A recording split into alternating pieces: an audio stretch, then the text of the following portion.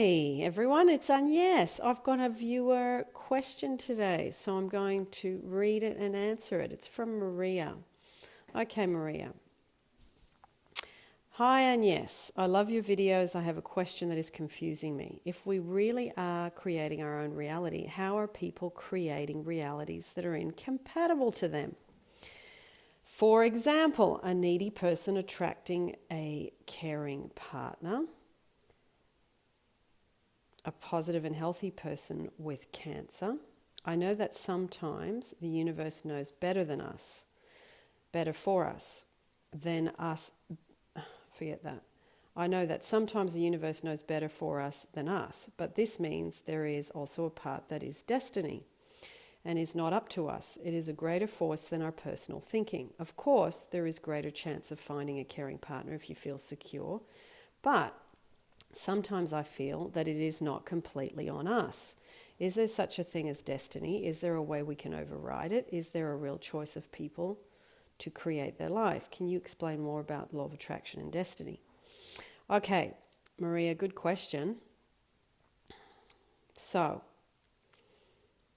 let me go back. If we are creating our own reality, how are people creating realities that are incompatible to them? For example, a needy person attracting a caring partner, or a positive and healthy person with cancer.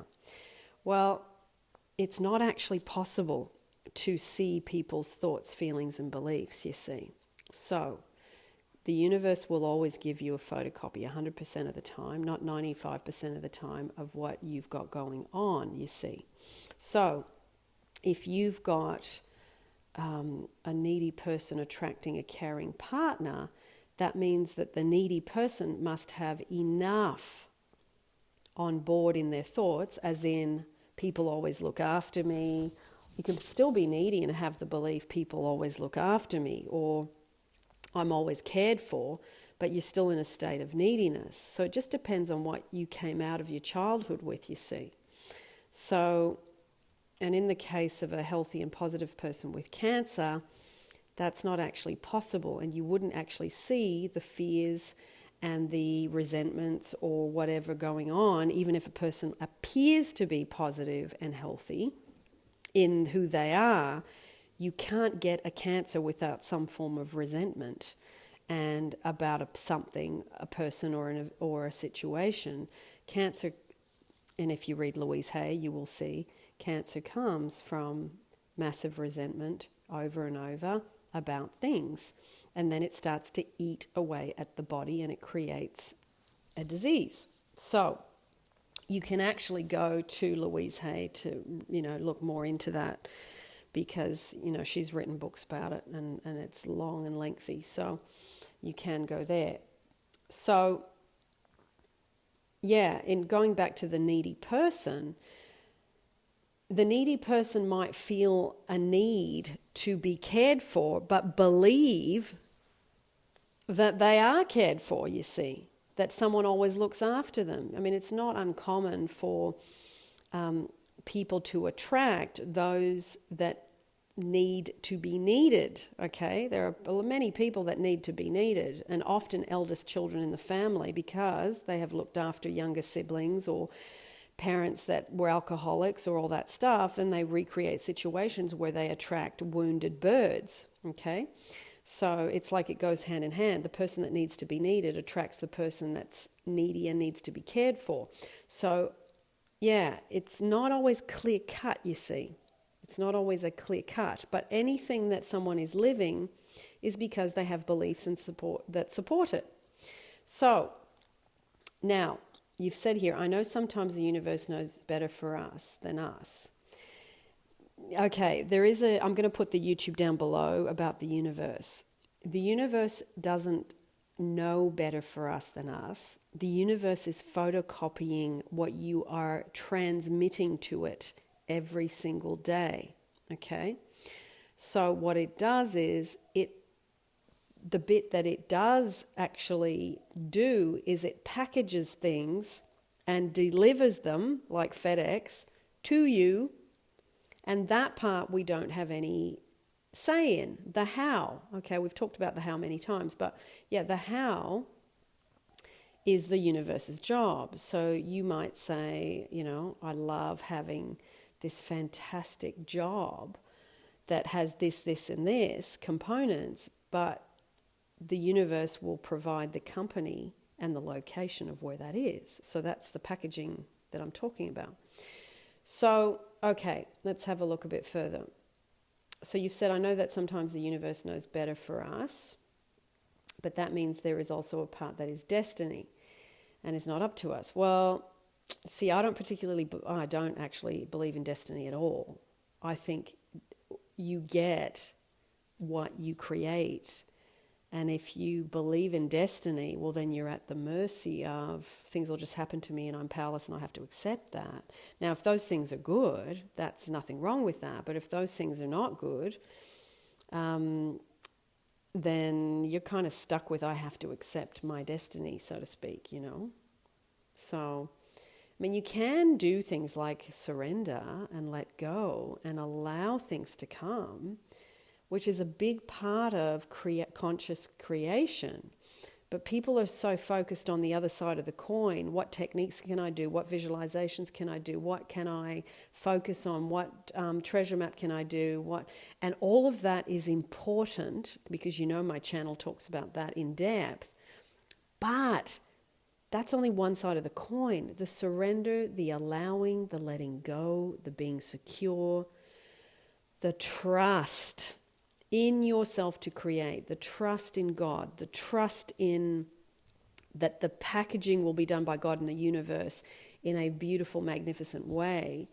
That's the part that people miss so much, is the surrender, letting go, and allowing. And Abraham's whole thing, Abraham Hicks, is the art of allowing. And yet people are still trying to make things happen, So, but I understand the first part's easier. The doing the techniques, the doing all the processes, all this stuff is easier to do than inactivity, because surrender, letting go, and allowing is about being inactive. It's about trusting and projecting what you've sent out is going to be in a 3D form, whether it's a person, money, a job, or whatever you see. So, going back to this, there is also a part that is destiny and is not up to us. It is a greater force than our personal thinking. Well, you can see or say that the greater force is the how. It's the packaging. It's how it arrives. It's who it comes through. It's what location the job's going to be in. It's what packaging the person's going to come in. If you haven't got a specific person in mind, it might be, that your health happens in a period of time. You would have liked it faster, but the how is it comes in the time frame that you are working. Like how quickly can you actually line up with letting go, surrender, and allowing, and be in the trust and the feeling of having and living in the end, which Neville talks about a lot too, as we've talked about Neville many, many times. So, in saying all that,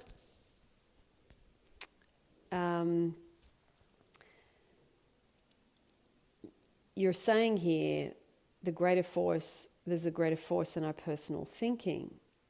There is, if you look at the how part, the God and universe part, assembling the thing, whatever the thing is that you're trying to do. So it's working with it.